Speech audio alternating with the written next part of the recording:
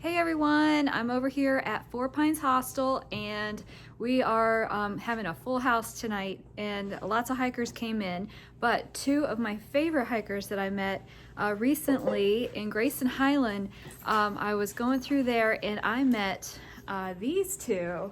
This is Roo and Biscuit, and they are really interesting people. I'm going to turn this camera around.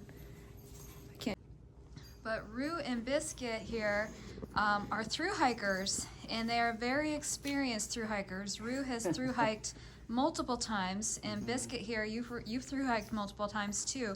And so thank you so much for talking with me, because I think it's fascinating to get someone's perspective on hiking with a dog and some of the things that you do to be able to do that. So they were kind enough to chat with me for a little bit to see how to successfully thru-hike with your dog, because they've done it multiple times. So please share some information with us. First of all, how's the sleep system with Roo? What kind of sleep setup do you have? So the sleep system, so what's really important is a lot of people don't understand that dogs don't want to sleep on a cold ground, and they don't, and like if you sleep with your dog in a shelter, like would you want to sleep in the shelter without a sleeping pad of some sort? Definitely not. It's so cold and so hard. It's so cold and it's so hard.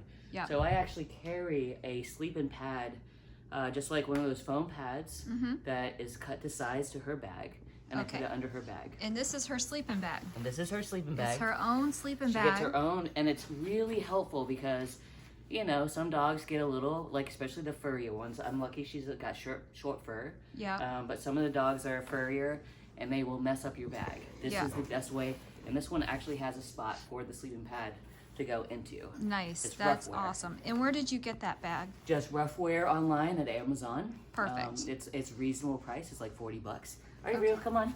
Let's get in your bag. Come on. Let's get in your bag. All the way. And she loves it. She gets in. She feels safe. Yeah, there you go. Lay down. All the way. Yeah. Yeah. So that's the sleeping system. Very good. And then also part of the sleeping system is her hoodie. So some kind of warm, dry thing that, just like you would normally want to sleep in. Yeah, something want dry to sleep and in, cozy. something warm and dry.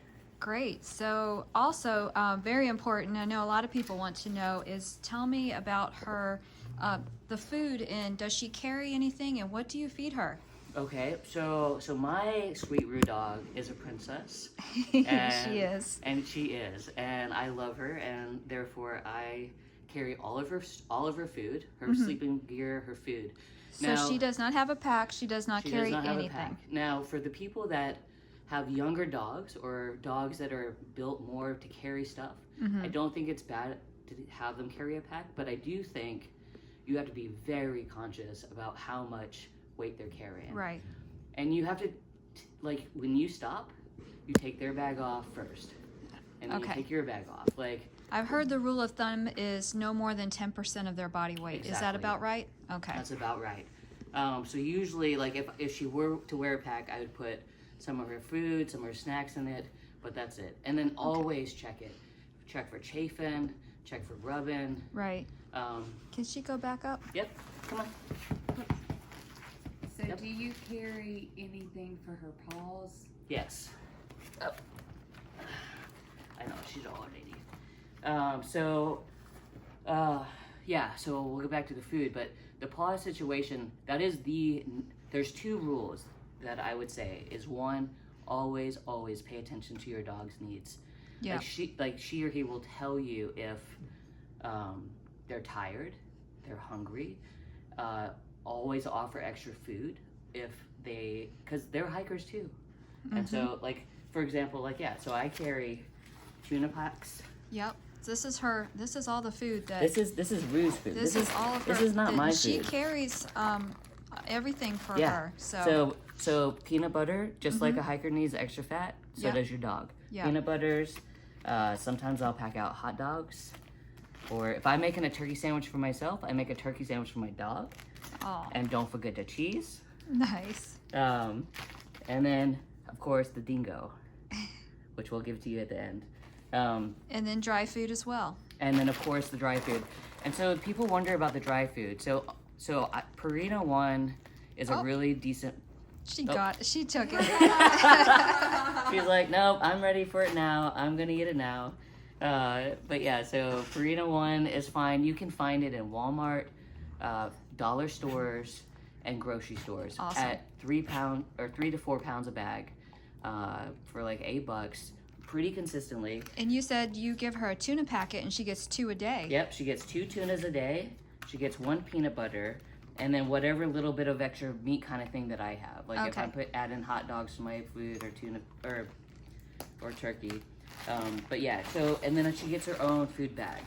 Okay. So dry sack for her dog food, and I just I break it down into the little baggies. Awesome. And as far as the paws go, so there's any kind of salve that you would typically use for your own personal chafing. You can I would put on a dog's paws. So the worst places are New York and New Jersey and Pennsylvania. Yeah. In New York and New Jersey, because the rocks there are like coarse sandpaper.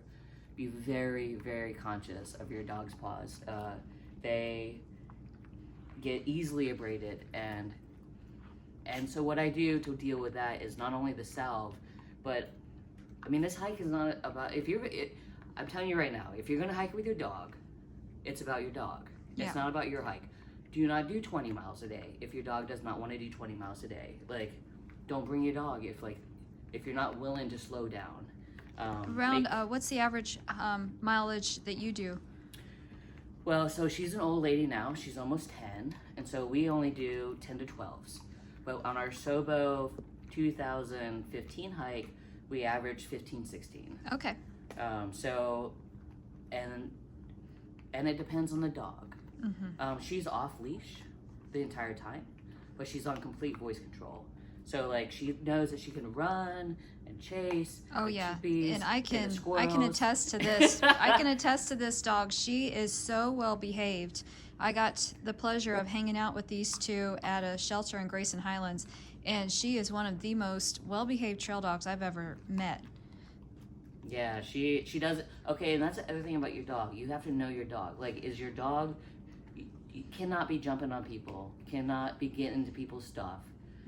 She has the word invitation, so she knows that she's not allowed to go into someone's, like, all the girls especially like to snuggle her, but they have to invite her. And so, yeah, you don't want your dog, a wet dog, coming into a shelter or a campsite. That's a good point. And not, like, being respectful. Just like... How does she handle the weather, the elements, thunder and lightning storms?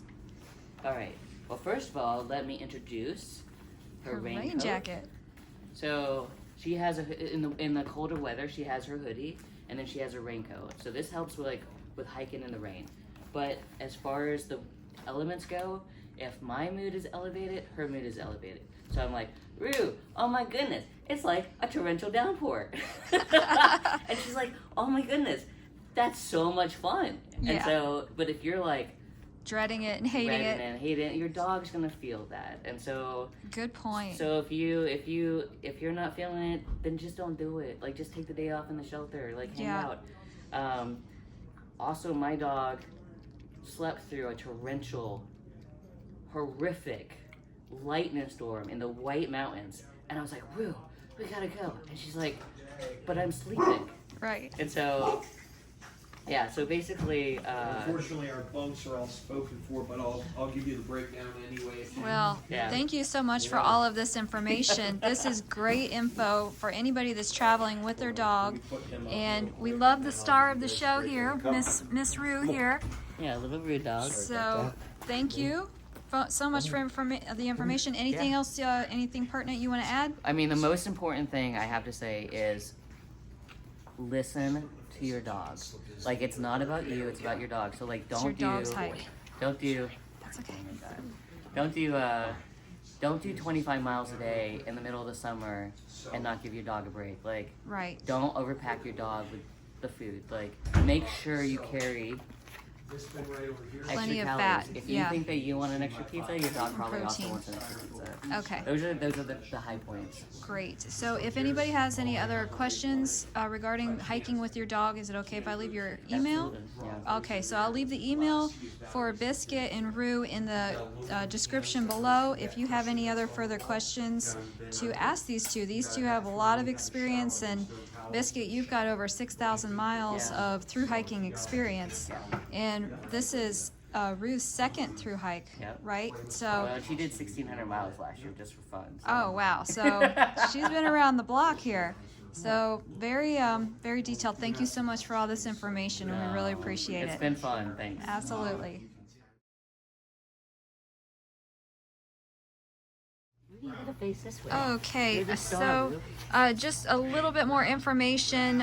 We wanted to know about snakes and your dog on the trail, and medication and vet visits when you're through hiking. So tell us about the rattlesnake.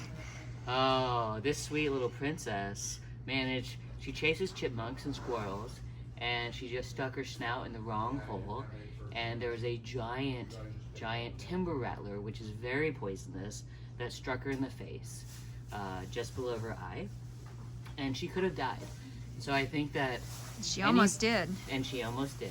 Yeah. So basically, for dog owners, especially if your dog's off leash, even if they're under voice control like she is, you have to be aware of where all the vets are in any given area around you, and more importantly, where the road crossings are.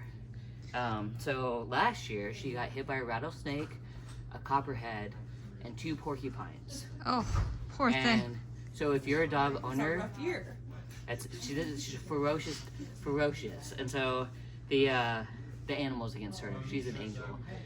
But I highly recommend, if you're going to do a through hike, I highly recommend going to your vet, and not only getting obviously all of her vaccines up to date, but also they have these like little quill pullers that's super lightweight, because there's a very good chance that you're going to be in the middle of nowhere and your dog is going to hit a porcupine. She had 40 quills that I had to pull out of her mouth one by one with porcupine quill pullers.